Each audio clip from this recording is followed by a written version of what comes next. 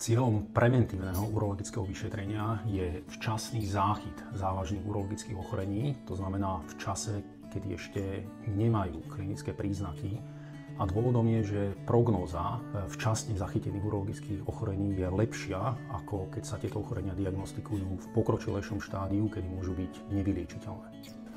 Najčastejším ochorením prostaty je benigné zväčšenie prostaty, ktoré sa prejavuje častejším močením počas dňa, ale aj v noci, respektíve pocitom neúplného vyprázdnenia sa. Rakovina prostaty spravidla v tých počiatočných štádiách nemá klinické príznaky. Tým prvým príznakom môže byť bolesť chrbtice, čo však už je prejav metastatického postihnutia kostí, čiže nevyliečiteľného ochorenia.